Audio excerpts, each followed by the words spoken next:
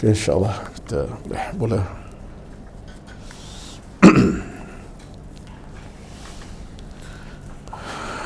Al-Fatih. A'udzu billahi minasyaitonir rajim. Bismillahirrahmanirrahim. Alhamdulillahi rabbil alamin. Ar-Rahmanir Rahim. Maliki yaumiddin. إياك نعبد وإياك نستعين اهدنا الصراط المستقيم صراط الذين أنعمت عليهم غير المغضوب عليهم ولا الضالين آمين. السلام عليكم ورحمة الله وبركاته.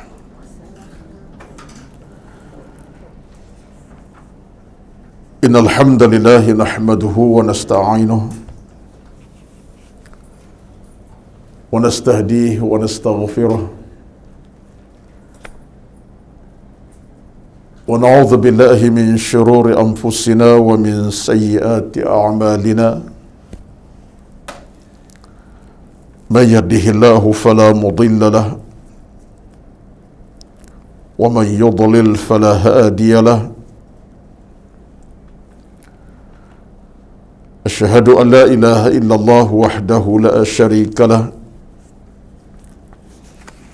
وأشهد أن محمدا عبده ورسوله. ربنا عليك توكلنا وإليك أنبنا وإليك المصير. بسم الله الذي لا يضر مع اسمه شيء في الأرض ولا في السماء وهو السميع العليم. بسم الله الذي لا يضر مع اسمه شيء في الأرض ولا في السماء وهو السميع العليم. بسم الله الذي لا يضر مع اسمه شيء في الأرض ولا في السماء وهو السميع العليم. اللهم إنا نعوذ بك من البرص والجنون والجذام ومن سيء الأسقام. اللهم رب اشرح لي صدري ويسر لي أمري واحلل عقدة من لساني يفقه قولي يا رب العالمين. أما بعد. أعوذ بالله من الشيطان الرجيم. بسم الله الرحمن الرحيم.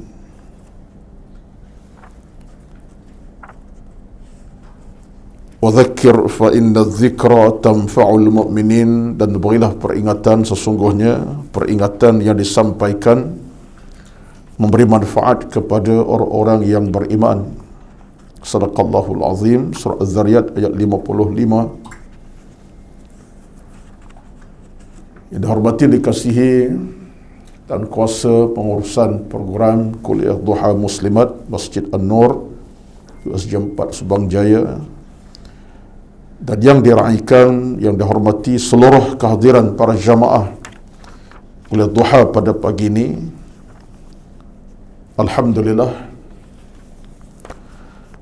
kesempatan yang berkat, kesempatan yang tenang, kesempatan yang penuh kemuliaan ini, pertama-tama kita merafakkan syukur pada Allah Azza wa Jalla dapat kita bersama-sama meraikan suatu program ilmu yang pastinya bukan sekadar bekalan kita untuk di alam bumi, tapi bekalan yang akan kita bawa sampai ke hari akhirat. Dan itulah bekalan yang akan memberikan kita keselamatan, keamanan daripada bencana akhirat yang menakutkan. Kerana pada ketika itulah yang akan menjadi jawapan kepada kita, amalan dan ilmu kita. Bukan kita menjawabnya, tapi amalan dan ilmu kita akan menjawab bagi pihak kita. Dan ketika itulah terbukti betapa besarnya harga sebuah ilmu dan amal di saat kita bertemu dengan Allah Azza wa Jalla. Oleh itulah maka dalam sebuah kehidupan beragama, selama-lamanya lah kita diajar untuk sentiasa cintakan ilmu, sayangkan ilmu, dekat dengan ilmu, sesuai dengan apa Nabi sebut dalam tu hadis, kun aliman atau muta'alliman atau mustami'an atau muhibban fala takunil khamisa fatahlak. Maksudnya, jadilah kamu orang berilmu, cinta ilmu, dengar ilmu, dan orang yang belajar ilmu. Jangan jadi orang kelima. Bila alimnya tidak, belajar tidak, suka pun tidak, apa pun tidak. Yang kelima, jahil. Bila jahil, Nabi kata akan binasalah kamu. Jadi pilihan kita tidak ada melainkan salah satu pada empat ataupun empat sekali. Alim pun kita, cinta ilmu pun kita, dengar kita, cinta pun kita. Itu terbaiklah. Tapi kalau tak mampu jadi orang alim, cintakan ilmu, sukakan ilmu, dengar ilmu. Tak boleh juga dengar, sekurang-kurangnya cintakan ilmu. Tetapi kalau cinta saja tak dengar, susah juga. Jadi apapun keadaan kita, jahil adalah penyakit yang besar, yang berat untuk kita pikul. Dan jahil adalah suatu jenayah dalam beragama. Itulah dalam satu hadis Nabi SAW sebagai muqaddimah pada pagi ini, bagi satu rangsangan motivasi lah, ya. Dalam satu hadis Nabi sebut kepada kita, innamal ilmu bitta'allumi. Ilmu itu datang dengan kita belajar. Innamal ilmu bitta'allumi. Ilmu datang bila kita belajar. Kita belajar, ilmu akan masuk ke dalam hati kita. Dan bila ilmu kita pelajari, pastilah ilmu akan memberikan kita keselamatan, keamanan, kebahagiaan, keistimewaan yang paling utama ialah kita akan dicintai oleh malaikat dan diradai oleh Allah Azza wa Jalla. Jadi insyaAllah mudah-mudahan puan-puan semua, termasuklah saya, semua kita dalam suasana disayangi, dicintai oleh malaikat, diradai oleh Allah Azza wa Jalla. Allahumma amin ya Karim ya Mannan ya Mujibas Sa'ilin. Ya Allah, kabulkan doa rintihan munajat kami, amin ya Rabbal Alamin. Baik, sambungan pelajaran kita pada pagi ini masih dalam kitab Al-Adhkar An-Nawawi ini, dan kita masih lagi di peringkat berbicara tentang solat, ya. Kita follow step by step lah.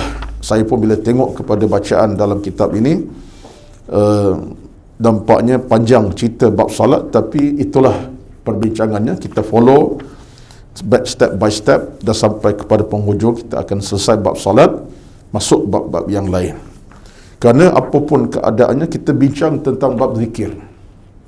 Zikir dengan makna bukan sekadar zikir itu saja, tapi Quran pun termasuk dalam zikir juga, bacaan dalam salat dan macam-macam. Baik, tajuk kita pada hari ini, tajuk yang ke-13, membaca Al-Fatihah setelah ta'awudz. Sila. Membaca Al-Fatihah setelah kita ta'awudz. Ta'awudz apa makna ta'awudz? A'udzu billahi minasyaitonir rajim. Fasta'iz billah. Itu makna ta'awudz. Ta'awudz artinya bacaan isti'adzah. A'udzu billahi minasyaitonir rajim. Kita dah sebut yang lepas dua bacaan lah, ya. Kita nak baca a'udzu billahi minasyaitonir rajim pun ya, ataupun yang kedua a'udzu billahi samil alimi pun boleh, minasyaitan tambah alim. Kedua ini ada riwayat yang sahih daripada Nabi sallallahu alaihi wasallam dan Nabi membacanya. Cuma dalam soal iftitah ni kita dah sebut yang paling utama, yang pertama tadilah a'udzubillahi minasyaitanir rajim. Tapi kalau sebut al-alim tak ada masalah. Di sini ulama bincang kerana penambahan itu bukan sebatas ditambah, tapi ada bacaan Nabi baca dan sahabat dengar, sahabat kata Nabi pernah bersebut a'udzubillahi samil alimi minasyaitanir rajim. Itu satu. Yang kedua mungkin tak sentuh pada bulan minggu yang lalu. Bila ada penambahan as-samil alim, itu mentakkidkan lagi Allah Tuhan yang mendengar lagi maha mengetahui. As-sami' al-alim, al-alim as-sami' maha mendengar, al-alim maha mengetahui. Kita mentakkid, mengukuhkan lagi. Aku berlindung dengan Tuhan yang maha mendengar lagi maha mengetahui. Jadi dua-duanya bacaan yang betul, tak ada masalah. Perlu diketahui bahawa baca Fatihah hukumnya wajib dalam salat berdasarkan ijma' dan nas-nas yang saling menyokong antara satu sama lain. Mazhab kami adalah mazhab kebanyakan para ulama bahawa membaca Al-Fatihah wajib dan tidak sah salat seorang tanpa surah tersebut apabila mampu membacanya. Mazhab Syafi'i lah. Kami ini maksud mazhab Syafi'i sebab pengarang kitab kita ni siapa ni? Imam Nawawi adalah bermazhab Imam Syafi'i. Jadi dalam hal ini mutlak ijma' para ulama menyatakan bahawa membaca Al-Fatihah 7 ayat bermula dengan bismillah sampai waladhdallin wajib dibaca bila kita bersalat. Wajib dibaca bila kita bersolat, hatta solat sunat dan sebagainya, apalagi solat yang wajib. Ini hukum yang qat'i. Itulah saya sering sebut di mana-mana ada di sana kepentingan kita untuk betul-betul menghayati bacaan Fatihah dari sudut bacaan yang betul, makhraj yang betul dan segalanya betul. Kena usahakan daripada hukum hakam sekalipun, di mana hukum hakam tajwid dalam solat dan dalam Fatihah, izhar, syafawi, ikhfa, idgham al-ghunnah, bila ghunnah dan sebagainya. Ini kita kena ada kekuatan lah. Sebab tu kalau ada klinik Fatihah, bukan nama orang tu, klinik suratul Fatihah, di nama klinik juga lah, merawat surah Fatihah dalam konteks bayang, hadirlah. Dan biasa ada di sana sini masjid mengadakan dinamakan program klinik Fatihah. Nak betul Fatihah, tolonglah ya, tolonglah semampu mungkin kita dapat hadir, ataupun kita dalam keadaan perlu kepada pengajian lebih mendalam, cari guru-guru yang faham tajwid dan bawa ke rumah kita. Saya sarankan sangat-sangat bersama keluarga, anak bergabung dengan ayah sekali, mak sekali, 5-6 orang, bawa ustaz kita yang mahir dalam Al-Quran, itu imam kita, buat pengajian. Taklah sampai 6 bulan 3-4 kali pengaji cukuplah. Sebulan contohnya setiap minggu sekali 2-3 jam. Akhirnya banyak kepentingan di sebalik Fatihah itu bacaan betul dan seumpamanya. Ini jangan kata mudah, jangan sikap mudah, jangan ambil mudah dalam hal ini. Terutama bila membabitkan anak-anak kita balong, kalang, kangah itu, kalau tak dididik dari awal bacaan yang betul Fatihah ini, saya bimbang mereka solat dalam keadaan Fatihah gagal. Dan kita akan bincang nanti, bila Fatihah tak betul, solat akan jadi batal. Batulah mengaji itu penting, Fatihah itu penting. 7 ayat saja, bukan banyak pun. Ada orang yang dia buat macam tu, dia buat pengajian berkeluarga, panggil ustaz-ustaz imam kita seminggu 2-3 jam, ataupun 2 jam, seminggu 4 jam, 2 jam, 2 jam, contohnya. Baguslah. Dia bukan setakat mengaji masalah makhraj hukum hakam, mendalam tentang makna tu sendiri, tafsirannya cantik sekali ya. Baik, maka dalam hal ini disebutkan riwayat Nabi bersabda daripada hadis yang sahih daripada Imam Bukhari dan Muslim, diriwayatkan bahawa Nabi bersabda, la tujzi'u salatun la yuqra'u fiha bifatihatil kitabi. Tidak sah, la tujzi'u, tidak ada balasan pahala bagi solat, tidak sah lah bila mana sembahyang tidak dibaca padanya Fatihatul Kitab. Fatihatul Kitab mana? Pembuka kitab. Pembuka kitab ni surah apa? Al-Fatihah lah. Betul lah, kita kalau orang tanya apa makna Al-Fatihah, maknanya pembuka, muqaddimah, pembuka. Kan surah Fatihah surah pertama dalam Al-Quran. Al-Fatihah, bawa Al-Baqarah, dan kemudian surah-surah yang lain sampai 114 surah dalam Quran. Yang pertama Al-Fatihah, sebab dinamakan surah pembuka, membuka surah Fatihah sampai kepada surah An-Nas, surah yang ke-114. Jadi Fatihah ini pembuka ataupun yang muqaddimahkan kepada Al-Quran. Jadi kalimah ini kalimah yang telah azali. Daripada awal Nabi sebut kalimah Fatihah. Batu kata ulama, ia telah ditentukan nama oleh siapa? Oleh Allah Azza wa Jalla. Nama-nama surah ini ditentukan Allah Azza wa Jalla, termasuk Fatihah itu sendiri. Baik. Jadi kata Nabi, tidak sah solat yang tak dibacakan Fatihah di dalamnya. Tidak sah solat yang tak dibaca Fatihah di dalamnya. Kemudian dalam kitab As-Sahihain, ini kitab Bukhari Muslim lah, ya, tadi daripada pandangan riwayat Ibnu Khuzaimah dan Abu Hatim Ibn Hibban, dua ulama besar. Ibnu Khuzaimah dan Ibn Hibban, ulama dalam hadis. Riwayat yang kemudian ini datang daripada Imam Al-Bukhari dan Muslim. Apa kata Nabi? La salata illa bifatihatil kitabi. Tak ada salat kecuali dengan baca surah Al-Fatihah. Jadi kita boleh faham dan kekal kefahaman sampai bila-bila Fatihah adalah wajib dibaca. Surah yang lain hukumnya sunat. Tak baca tak batal solat. Baca menambah pahala solat. Lagi panjang surah lagi bagus bacaan. Dalam solat lagi panjang surah lagi bagus. Tak baca surah Al-Qari'ah, Al-Ma'un, surah Al-Zalzalah, An-Nas, tak ada masalah. Fatihah tak boleh, wajib dibaca. Ini ijma' ulama dalam mazhab semua, fiqh, Syafi'i, Hanbali, Hanafi, tak terkecuali semuanya mengatakan ia berdasar kepada Nabi, la salata illa bi fatihatil kitabi. Tak ada solat kecuali dengan membaca surah Al-Fatihah. Jadi kalau imam nak buat satu ujian kepada tuan-tuan, tapi tak boleh berlaku macam dalam solat. Tiba-tiba imam angkat takbir sembahyang maghrib, Allahu Akbar, dibaca apa ni, ayatnya apa dia, terus dia baca dengan Bismillahirrahmanirrahim, Al-Qari'atu mal-Qari'ah, wa ma adraka mal-Qari'ah. Habis. Solat itu batal. Dia pun batal, makmum pun batal sama. Jadi kena tegur. Baik. Ataupun imam angkat takbir, baca Fatihah. Alhamdulillahi Rabbil Alamin, Ar-Rahmanir Rahim, sampai waladhdallin, amin. Dia tu rukuk. Rukuk tanpa surah yang tertentu. Teruskan solat. Jangan kata subhanallah. Soal tegur imam. Kenapa? Imam tak baca surah. Tak ada masalah. Ya.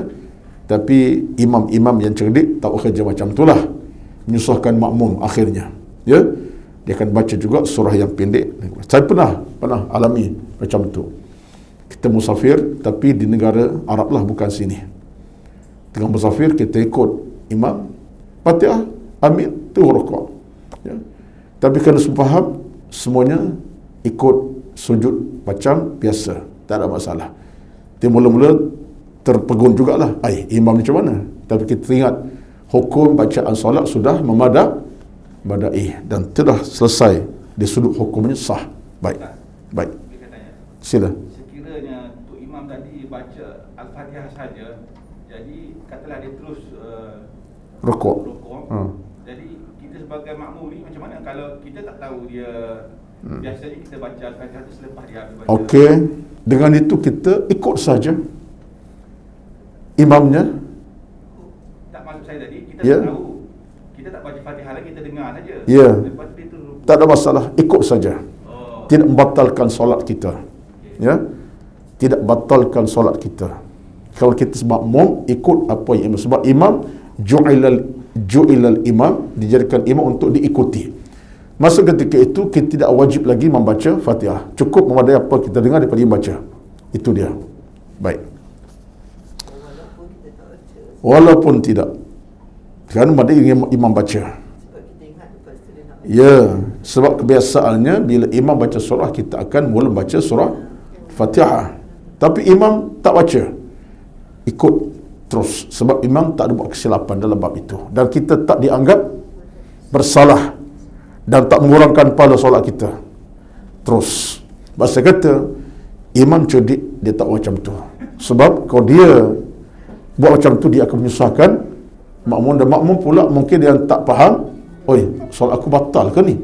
Jadi susah. Jadi kecuali kalau imam itu keadaan lupa, ialah manusia. Memang ada kes berlaku imam takbir, kemudian terus kepada surah Allahu Akbar, Bismillahirrahmanirrahim, wattini wazzaitun, ada, iaitu batal. Mau berhak untuk kata subhanallah, ya. Kalau imam rujuk balik kepada Fatihah, tapi pernah berlaku tu, ya. Dan pernah berlaku juga di mana imam baca Fatihah tidak habis, ya, mungkin dia terlupa tiba-tiba. Ya, manusia ni, kita jangan anggap benda lupa ni benda yang bersifat musibah, penyakit, tidak. Itu benda yang biasa berlaku kepada kita. Allah nak uji kita kadang. Sebab itulah kita nak solat ini bila dah sentuh soalan oleh tuan bertanya, saya nak sentuh. Sebab itulah kita bila bersolat ikut kepada kaedah bersolat dalam pandangan para ulama yang berkait dengan tasawuf, dengan fiqh. Kita nak bersolat, kita kena persiapan yang rapi. Rapi macam mana? Bukan takat pakaian bau, kain bau, baju bau, tidak. Yang tu kenalah bau, dari sudut bau tu maknanya tidak berbau, tidak lama. Tapi persiapan kejiwaan. Itulah sembahyang jangan ketika tengah penat, mengantuk dan letih dan lapar. Sebab tu kita bila kita lapar, letih, penat, akan datangkan benda-benda yang menghalang solat itu daripada berlaku betul. Yang keduanya pula, kita dalam keadaan nak solat, kita fokus. Solat kita kena fokus. Ada tumpuan. Dengan maksud kita tumpu. Nak solat ni, fokus. Bukan sekadar kita akan terus bekerja. Batulah gopoh dalam solat ni sesuatu yang dianggap sebagai jenayah fiqh. Ada ulama kata, kita gopoh bab semai tu jenayah fiqh. Maksudnya lah, kita akan mengurangi pahala merosakkan solat. Ke tengah-tengah kita berserabut contohnya, kemudian baru kepada anak, baru maki anak 2-3 jam, ya, memanglah sebagai zuhur wajib, tapi bertenang. Batulah yang ketiganya, orang nak salat ini dia ada kaitan dengan kesempurnaan wuduk. Dia ada kaitan dengan wuduk yang sempurna. Sebab kita wuduk kena ambil, angkat dengan betul, sempurna punya solat, baik wajib baik sunat. Ini semua antara adab-adab syarat dalam kita nak tunaikan solat yang terbaik. Itu di antaranya. Ada lagi 2-3 yang lain. Jadi kalau kita tak fokus macam tu, akhirnya kita akan hilang tumpuan. Itu je lupa tu. Rakaat 2 ke 3, 2 ke 3, 3 4. Ya. Tadi tahiyat awal tidak. Ini satu kesilapan. Satu, Nabi SAW tidak mengajar kita untuk solat ketika kita lapar, letih dan seumpamanya. Kalau kita tak makan lagi, antara makanan yang dihidang dengan solat, kena awalkan makan sekadarnya, tetapi janganlah pula makan 2 jam tampak lagi zuhur habisnya ditubik balon dulu. Tidaklah sampai tahap tu. Sekadar menghilangkan kelaparan dan kita boleh tunaikan solat sesegera mungkin. Itu kaedahnya. Baik, kita teruskan. Ya.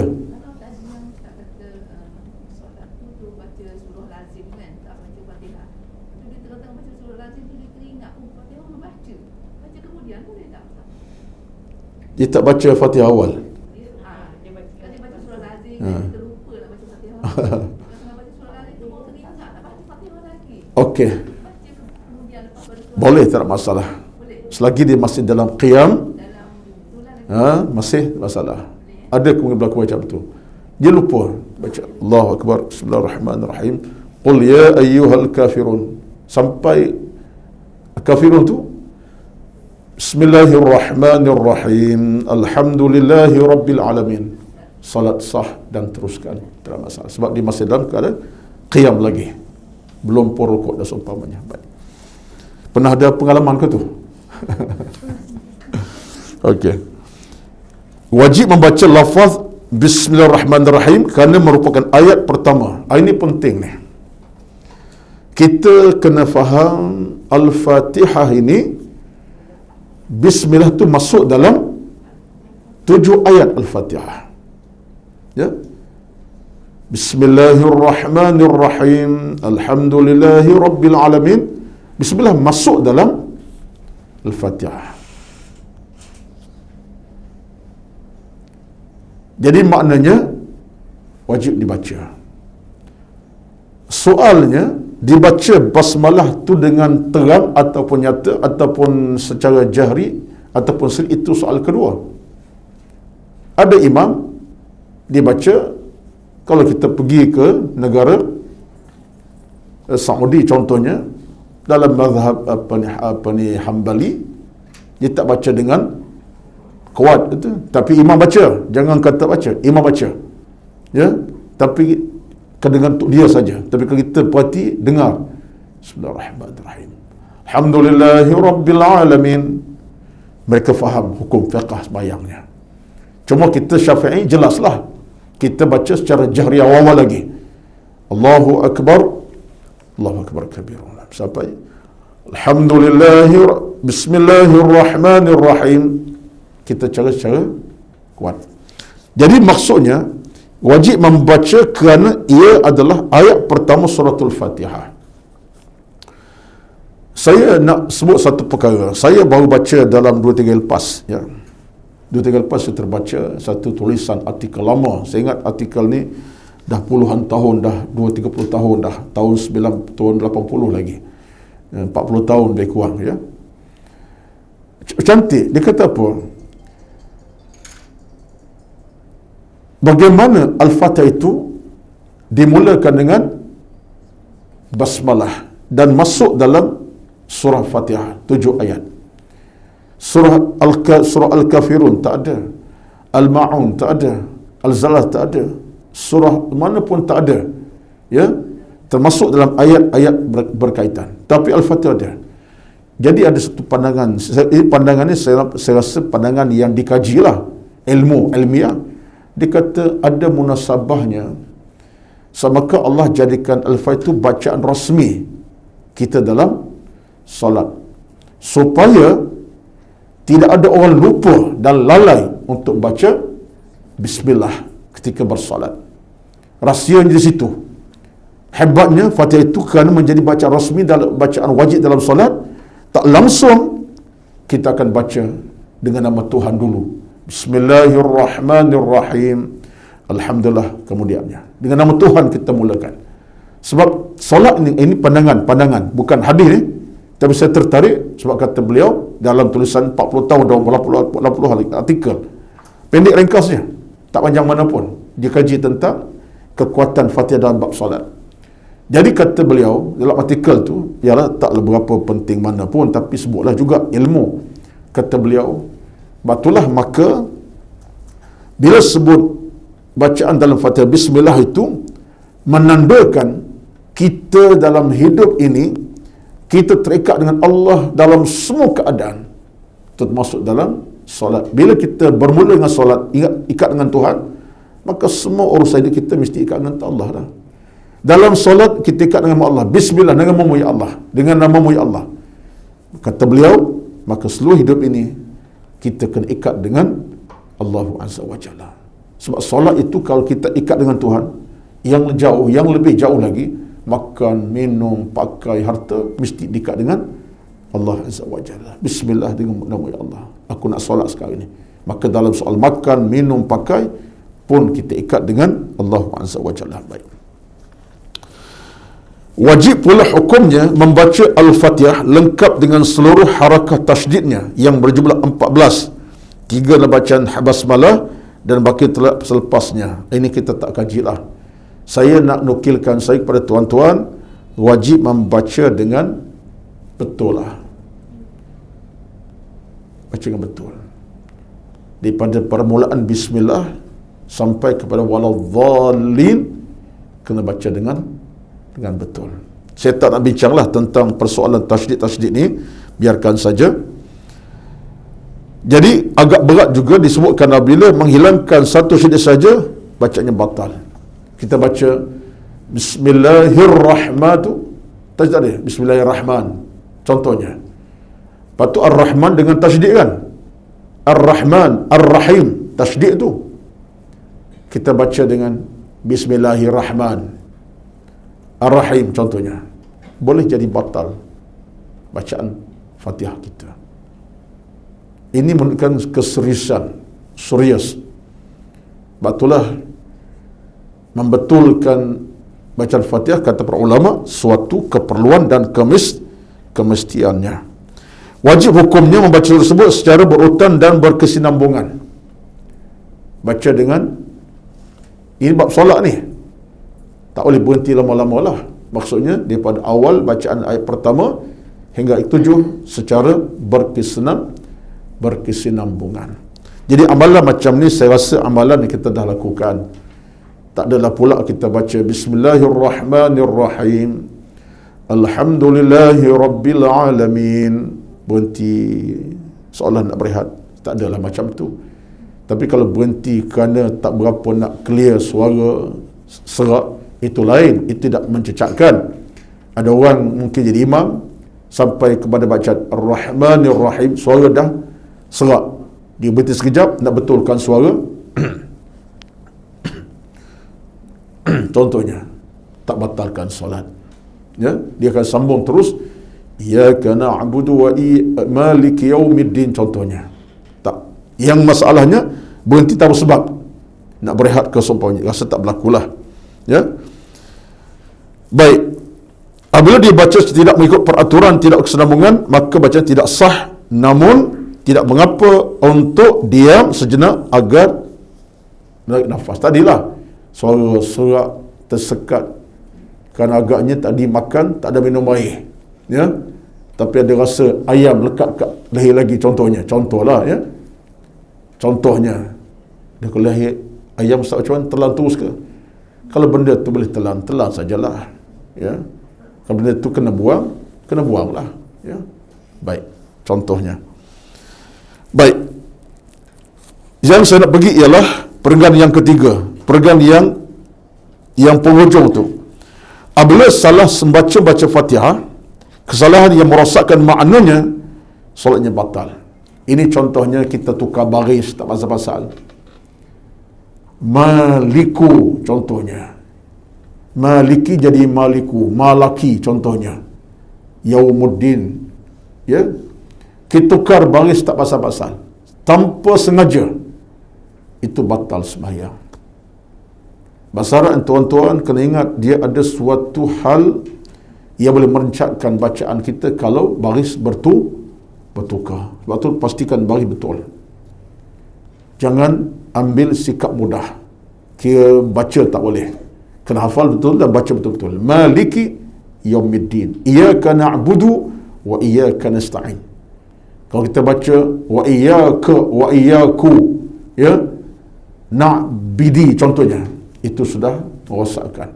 Boleh berlaku. Sebab ada orang kadang-kadang dia tak hafal dengan elok, dia sekadar baca saja.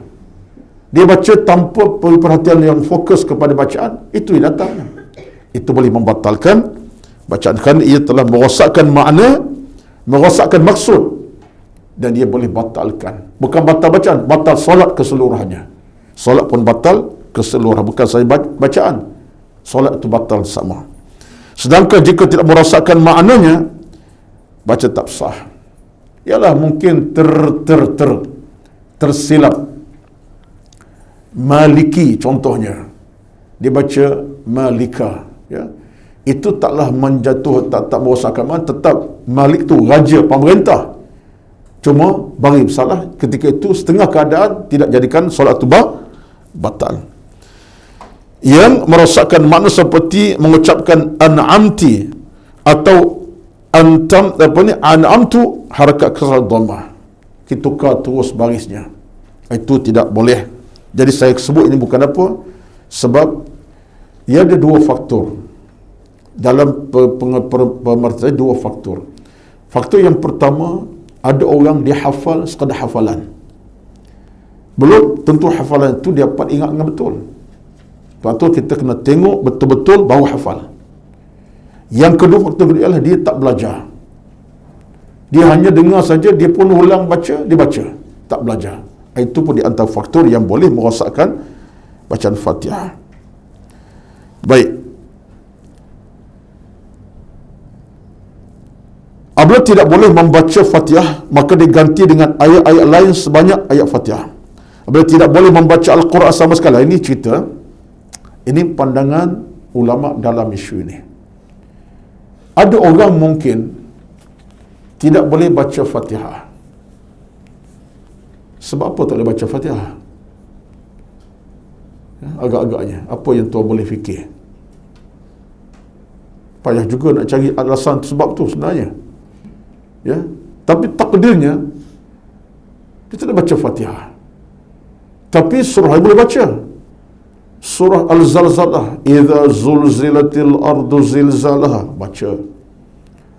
Surah Al-Ma'un, baca. Surah apa surah yang lain lah, surah Al-Ikhlas, Qul Allah pun lancar. Tiba-tiba tak baca surah Fatihah, digantikan dengan ayat-ayat lain sebanyak ayat Al-Fatihah. Apabila tidak boleh membaca Al-Quran sama sekali, diganti dengan zikir-zikir yang boleh seperti tasbih dan sebanyak dalam surah Al-Fatihah. Bila tidak boleh baca zikir sama sekali dan tidak ada waktu lagi untuk belajar, maka cukup dengan diri sepanjang waktu baca Fatihah, kemudian rukuk dan solatnya sah apabila tidak ada waktu untuk belajar. Ini antara keadaan yang jarang berlaku dan benda yang nadir. Nadir ni maksudnya jarang berlaku. Dalam 10,000 orang mungkin seorang tak boleh baca Fatihah. Mungkin faktor dia punya sebutan, bagi dia mungkin Fatihah susah sangat, tapi baca Qul Allah boleh. Benda macam ni tak kemungkinan boleh berlaku. Tapi dalam soal kita tak pernah kita dengar macam tu kan. Jemaah kita ada pun tak boleh baca Fatihah? Tak ada. Ya, jemaah surau kita, macam kita, tapi boleh berlaku. Dan ulama dibincang hal ini sampai tak betul takdirnya. Saya sendiri pun bila saya baca tentang hal-hal dalam beberapa tulisan, saya tak dapat nak buat conclusion kenapa orang tak baca Fatihah. Tapi secara wajib akal, mungkin daripada Alhamdulillah sampai akhir tu kalimah susah dia sebut, tapi bacaan lain boleh, ada kemungkinan. Tapi peliklah berlaku macam tu. Apa ceritanya? Ada ulama kata, kau dia tak boleh baca Fatihah, diganti ayat yang lain dalam solat. Maksudnya apa yang dia boleh baca? Dia boleh baca Qul Allah. Qul Allah. Dia tidak tertaluk dengan solatnya batal, sah solatnya. Dia blank Ustaz. Blank saja ni. Macam kita pergi exam masuk exam kita blank je, kita tak ingat jawapan kita. Macam tu. Tapi kalau dia ikut imam, maknanya setiap waktu dia kena ikut imam lah. Dan waktu dia ikut imam, kalau dia tak baca, Okey. Itu satu blank tadi ya. Pertama sebelum menjauh blank. Blank ini sebenarnya bukan satu tahap yang jadikan dia blank selama-lamanya, ya. Arti kalau dia betul-betul membaca Fatihah, belajar Fatihah, dia blank masa tu, tidak kali yang kedua ketiga boleh jadi. Blank bukan alasannya. Mungkin faktor yang lain ialah dia memang tak boleh, tahapnya memang tak boleh. Maksud kata payah nak faham tu. Ulama kita bincang sebab ada jawapan kemudiannya. Bila puan sebutkan tadi, apa tadi? Ikut imam. Itu jawapan yang terbaik. Sebab apa? Sebab ketika itu tidak salah bagi dia untuk follow imam, dengar, follow itu dengar imam baca dan selesai bagi dia. Tapi ada kemungkinan imam baca pun dia tak boleh nak follow dengan baik. Jadi orang ni bagi saya orang nadir. Nadir ni orang jarang ada, tapi mungkin ada. Yang penting kita ikut hukum ulama sebut. Benda ni kita jangan anggap sebagai satu yang serius sampai tahap kita sampai termenung apa. Tapi ulama bincang, ceritanya ulama bagi jawapan kepada kita. Ini dalam pandangan Imam Nawawi ni, ya. Bila orang tak boleh baca Fatihah, diganti ayat yang lain sebanyak ayat Fatihah. Maksudnya dalam qadar itulah Fatihah 7 ayat dia berganti dengan bacaan surah yang sekadar tu. Jadi kalau surah ni kita tengok surah yang qadar Fatihah seperti surah Al-Qari'ah contohnya. Biqala tu Al-Qari'atu mal-Qari'ah sampai kepada 6 ayat memadai. Baik. Dia tak boleh baca juga Quran sama sekali. Ini mungkin faktor juga. Tak boleh baca Quran. Blank lah, dia kata blank lah, blank sungguh. Tak boleh baca langsung. Dia diganti dengan zikir seperti tasbih dan tahlil. Subhanallah, subhanallah. Dalam solatnya subhanallah, subhanallah, subhanallah, subhanallah, subhanallah, subhanallah. Alhamdulillah, alhamdulillah, Allah Akbar. Tasbih sebanyak mana dalam Fatihah. Maknanya qadar lah. Qadar. Fatihah kita baca minit. Ada 4 minit baca Fatihah? Tak ada, ya. Alhamdulillahi Rabbil Alamin Ar-Rahmanir Rahim Maliki Yawmiddin Iyaka na'budu wa iyaka nasta'in Ihdinas siratal mustaqim Siratal ladzina an'amta alaihim Ghairil maghdubi alaihim waladdallin. Amin. Tak sampai seminit pun sebenarnya. Tapi kalau baca Tarannum sikit sebagai bayati sikah ke, mungkin seminit setengah. Dengan Imam Masjid Haram baca tu dengan Tarannum, ya, katalah dalam seminit. Jadi dalam qadar itu yang pentingnya, kalau tak boleh diganti dengan zikir seperti tahlil seumpamanya, bila tidak boleh baca zikir sekalipun, sama sekali tak ada waktu untuk belajar. Maksud dia pun tak ada masa nak belajar dah. Mungkin faktor tua, usia dah nyanyuk. Bukan nyanyuk lah, dah tak berapa nak kuat ingatan. Kalau nyanyuk lain cerita. Nyanyuk tak masuk cerita ni. Tak kuat ingatan. Dia tak nyanyuk tapi kita ingat kuat. Kata para ulama, cukup dia berdiri sepanjang waktu bacaan Fatihah. Dia berdiri dalam qadar baca Fatihah berapa minit? Seminit. Berdiri dan rukuk, salat sah pada masa itu. Jadi cerita ini tuan-tuan, cerita yang menarik juga, tetapi tidak berlaku dengan mudah kecuali orang itu ada masalah tertentu. Saya sendiri tak boleh nak fikir lebih jauh. Tetapi ulama kita ni bila bercakap benda hukum ni, mereka bawa satu cerita yang mungkin boleh berlaku. Wallahu a'lam. InsyaAllah tak kena kepada kita lah ni, Tak mu'allaf Ustaz. Mu'allaf. Mu'allaf ni ada 2 untuk Islam kan. Tak boleh baca. Dia ada baca belajar Fatihah. Okey. Pertama sekali mu'allaf dalam tuntutan syarak kepada mereka diajar dan belajar wajib. Tapi bila puan sebut tadi, mungkin mereka masuk kelompok ini kerana mereka sudah lama dengan logat bahasa mereka, lidah mereka lidah yang sudah sebati dengan bahasa mereka. Mungkin dengar bahasa Arab ni satu benda yang menekan. Arab kan, batada tu Arab. Jadi ada kemungkinan mereka masuk golongan ini. Tetapi pada hakikatnya ialah belajar diajar itu satu kefarduan.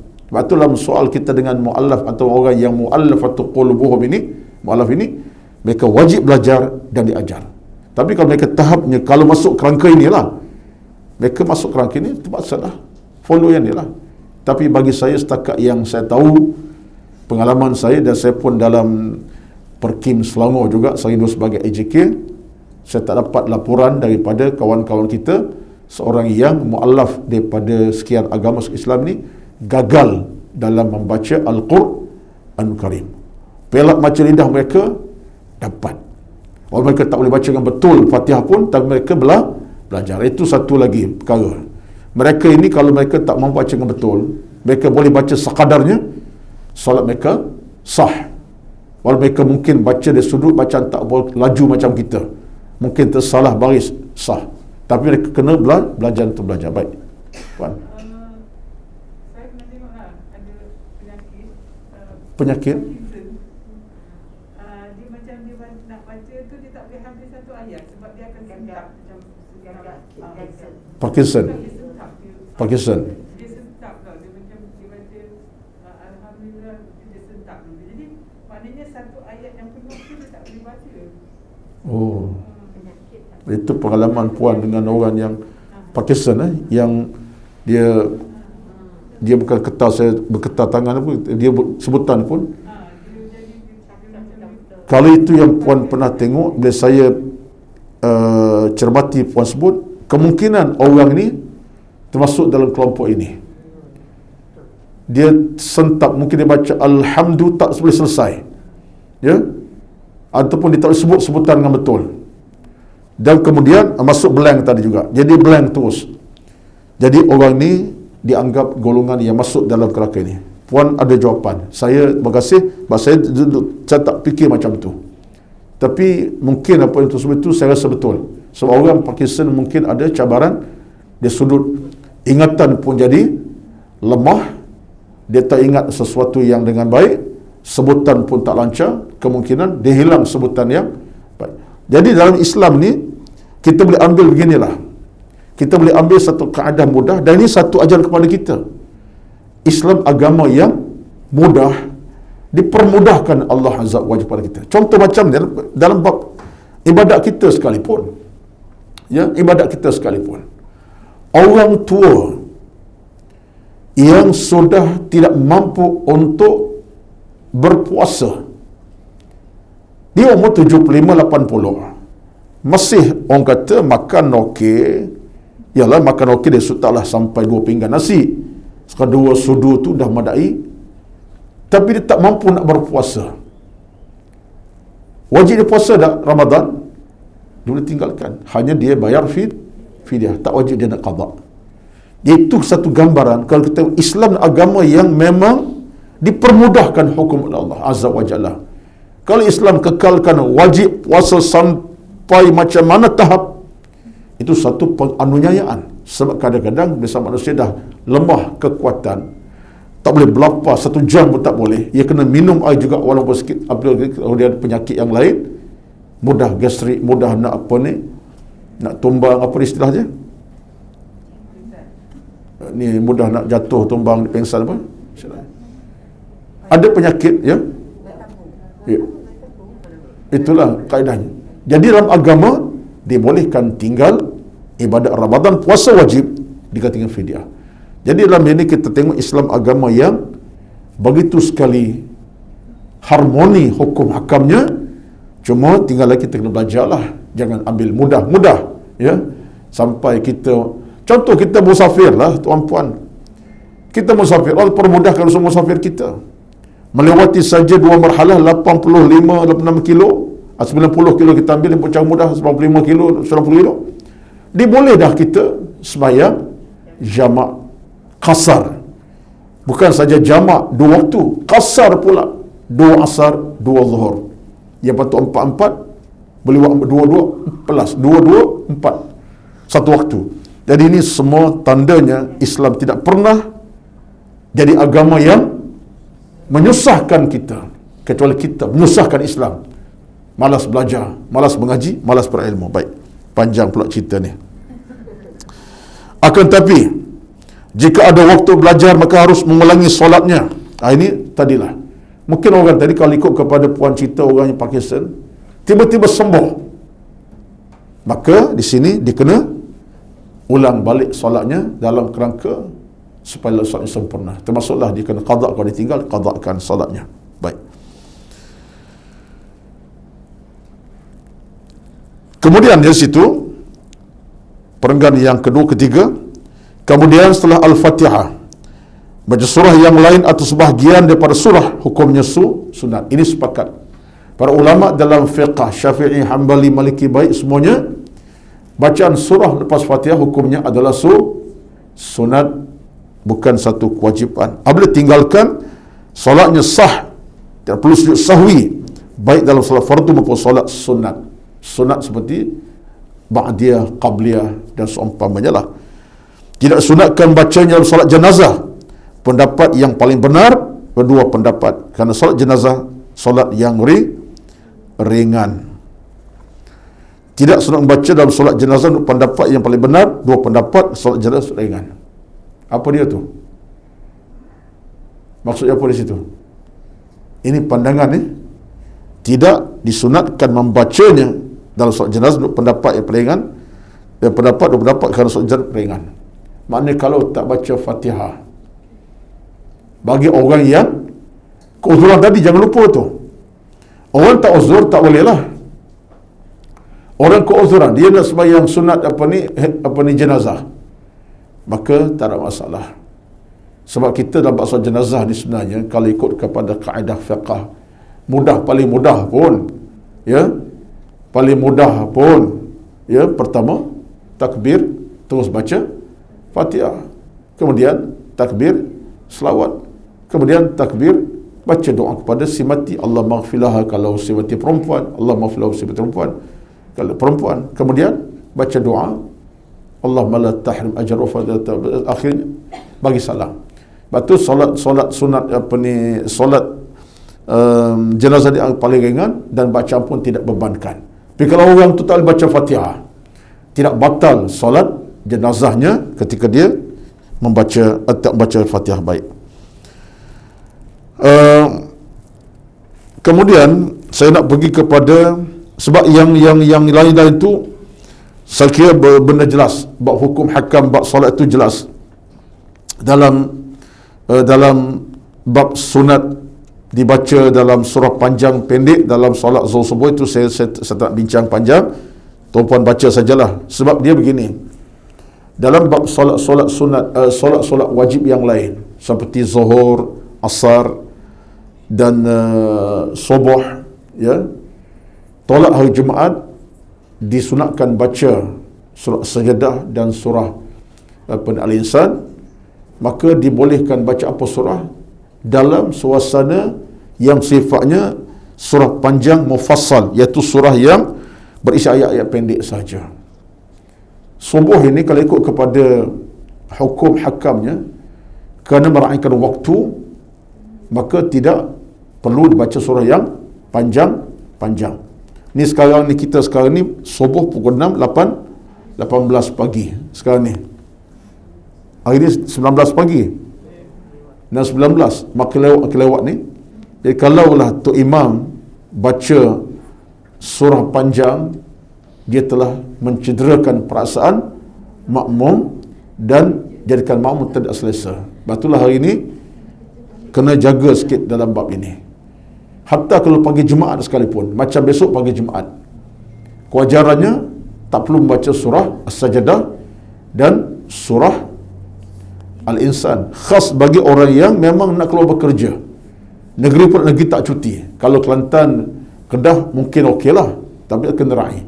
Lepas tu dalam hukum solat ini, para ulama sebut meraihkan makmum itu penting.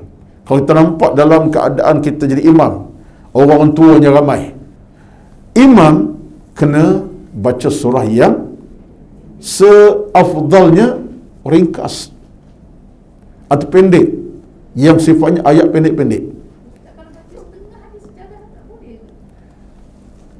Kalau ikut kepada hukum bab salat, ulama kita menyatakan ia adalah satu perkara menyalahi sunnah. Kalau imam kita baca sajadah, kat pertama separuh, sambung kedua separuh, dia tak baca Al-Insan, sembahyang sah, tidak masalah. Cuma kata ulama kita seperti kata Imam Nawawi ada dalam kitab ini, ia adalah menyalahi sunnah. Ia tidak membatalkan solat, tidak pun jadi solat itu terjejas, cuma bersangat sunnah, sebab Nabi sempurna kebacaan. Saya kira yang penting ialah kita tidaklah mengambil satu keputusan yang sifatnya mesti. Kadang-kadang imam kita tidak semua dapat hafal dengan baik. Dia hafal hanya surah Sajadah, tidak sempurna bacaan Al-Insan. Hal atas tu dia tak berani baca. Maksudnya dia baca separuh dekat pertama, separuh yang kedua. Kita tidak boleh kata imam ni tak betul, imam ini tak cerdik. Ianya satu amalan yang tidak mengurangkan pahala solat. Cuma kata Imam Nawawi ada dalam kitab tu, kalau puan tengok muka surat 99 tu, di tengah-tengah tu, sedangkan dilakukan oleh sebagian orang itu baca sebahagian saja, sejadah separuh, ianya menyalahi sunnah. Tapi tidak maksud membatalkan masuk sembahyang, sah sembahyangnya. Itulah seorang imam yang paling wajar ialah dia membaca dengan sempurna. Masalahnya pula kadang-kadang makmum pula tak mesti dia mendengar dengan baik. Panjang betul ni sembahyang pagi ni, letih aku nak pergi lama. Kecuali orang yang memang hatinya nak kepada solat yang sempurna, bacaan baik, dia reda untuk mendengar bacaan sejadah pertama, ihsan yang kedua. Tapi bukan semua orang. Cuma taklah kalau imam walaupun pagi Jumaat, dia tahu di belakang jemaahnya orang tua-tua, lama berdiri tak boleh, contohnya kanak-kanak, dia sebaik imam ringkaskan bacaan solat. Maksud bukan reka apa, cari ayat-ayat yang pendek, itu saja.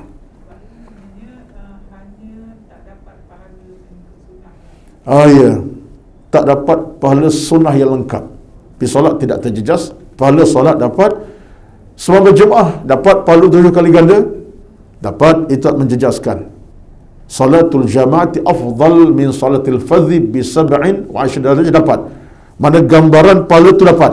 Sebab jemaah itu bukan dikira bacaan sembahyang, jemaah dikira kerana solat beramai-ramai, bukan soal bacaan. Jadi pahala solat secara berjemaah dapat, cuma tak dapat pahala lengkap sunnah Nabi SAW. Baik, wallahu alam. Itulah sekadar pertemuan kita pada pagi ini. Sambung bila pula ni? Ya, 2 minggu lagi lah, jangan kata 3 bulan lagi.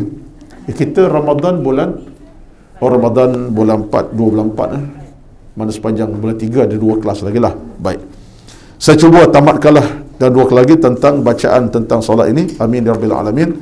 Mudah-mudahan di penghujung kalimah saya pada pagi ini 2 peringatan. Yang pertama, solat tiang agama sempurnakan sebaik-baiknya, jaga betul-betul. Yang kedua, solat adalah merupakan rezeki kehidupan kita. Solat ini pintu berkat, pintu rahmat daripada Allah Azza wa Jalla.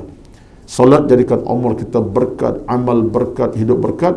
Tinggal solat kita hilang keberkatan dosa kepada Allah Azza wa Jalla. Itulah sekadar pertemuan kita pada pagi ini.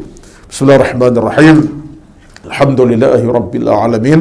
Wassalatu wassalamu ala sayyidina Muhammad wa ala alihi wa sahbihi ajma'in. Allahumma inna nas'aluka ridhaka wal jannah wa na'udzu bika min sakhatika wan nar. Allahumma innaka 'afuwun karimun tuhibbul 'afwa fa'fu 'anna. Allahumma taqabbal minna ya karim. Allahumma ij'alil Qur'ana rabi'a qulubina. Allahumma ij'alil Qur'ana rabi'a qulubina. Allahumma ij'alil Qur'ana rabi'a qulubina. Allahumma rabbi yassir umurana wa la tu'assir 'alaina. La ilaha illa anta subhanaka inna kunna minadh zalimin. Rabbana atina fid dunya hasanah wa fil akhirati hasanatan wa qina adzaban nar. Wa sallallahu alaihi wasallam Muhammad walhamdulillahi rabbil alamin. Taqabbalallahu minkum, taqabbal ya karim. Wassalamu alaikum warahmatullahi wabarakatuh.